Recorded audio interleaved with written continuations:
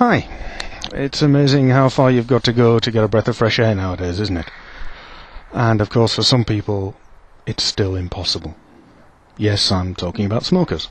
So if you'll bear with me for about as long as it takes a cigarette to burn down, I want to talk to you very quickly about 4 good reasons you have for smoking and how to get rid of them, for why just giving up smoking doesn't usually work, why some people fail with hypnotherapy, and how to make it work and to give up wanting to smoke permanently and easily. Okay, 4 good reasons. Number 1, addiction. Nicotine is addictive. It's more addictive than heroin. It's more addictive than cocaine. But the physical withdrawal symptoms from nicotine last about a week. That's all. With good hypnotherapy, incidentally, you won't even feel that, or it'll be so slight that it's easy to deal with. But at the end of the day, it's only a week, and that ain't long. So why do you have all these cravings and stuff that go on for months? The answer to that is the number 2 good reason for smoking, and that is habit. The problem is, and this is why just giving up smoking doesn't work, if you just stop smoking, your unconscious mind, that's the big, powerful bit of your mind that does all the work, thinks you're a smoker. And as long as it believes you're a smoker, it's going to give you lots and lots of reasons to smoke. It's going to give you cravings. It's going to give you problems. It's even going to give you all those excuses like I'll just have the one, or I'll smoke now but I'll stop again tomorrow, because it believes you're a smoker. You have to make that change in belief to being a non-smoker unconsciously. Now, one of the easiest ways to do that is with hypnotherapy. Why do some people go into a hypnotherapist and they can't wait to get out the office and light up a cigarette? The answer actually is really, really simple. Not everybody's very good at it. All hypnosis is self-hypnosis. You do it yourself. A hypnotherapist will guide you into trance, but you have to do that. Now, like anything else you do in life, you're born with a certain amount of innate ability, but after that, it's down to practice. And the more you practice, the better at it you get. When I work face-to-face with people, I give them a recording as well, a CD or an MP3 file. Then they can top that up. And that's just common sense, isn't it? You can listen to an MP3 or CD as often as you like. It's very relaxing. It's very pleasant. It takes about half an hour.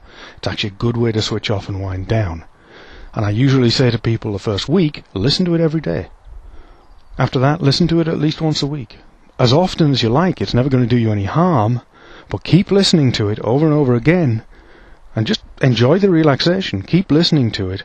And you will become a non-smoker. And keep doing it until you are sure you're a non-smoker. That's how you make hypnosis work for you really well. Now, I've left 2 things. One of them is, why did you start smoking in the first place? Well, the most common answer is to look cool. Second most common answer is to look older. That's interesting. How cool does a spotty teenager with a cigarette look? And how cool do you look today, stood outside a restaurant in the pouring rain when everybody else is eating their dinner in comfort? As for looking older, well, most people by the time they want to give up smoking are actually more interested in looking younger. And the grey skin of a smoker and the coughing and the rest of it is not going to help you look any younger. So the chances are the reason you started smoking in the first place really doesn't count anymore. It's gone, hasn't it? That leaves us 1 good reason to smoke, and that's secondary gain, and it's very important. Secondary gain is something that you get out of smoking apart from smoke and nicotine. Some people do it to relieve stress. Some people do it when they're in a stress situation, not so much for the smoke as to give yourself a break and a chance to think. You know, just that chance to stop. Some people, yeah, it's a break from work. You know, smoke break, go outside and have a breath of fresh air instead, that'll work. Or maybe it's the only time you get the boss on his own unofficially. There's all sorts of reasons, and you need to figure out a replacement for those reasons, or you're going to struggle.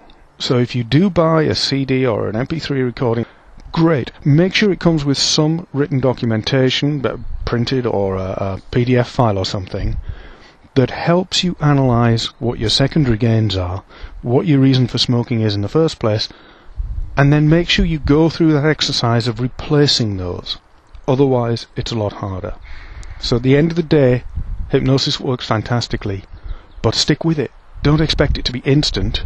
Keep doing it. Keep reinforcing that belief until it's solidly in your unconscious mind, and then you will not have withdrawal and you will not have cravings. Deal with the reason you started. It's probably already gone. Deal with your secondary gain from smoking. Replace those things with something else. It's not hard to do. At the end of the day, the message is simple. Give up wanting to smoke today. Have fun.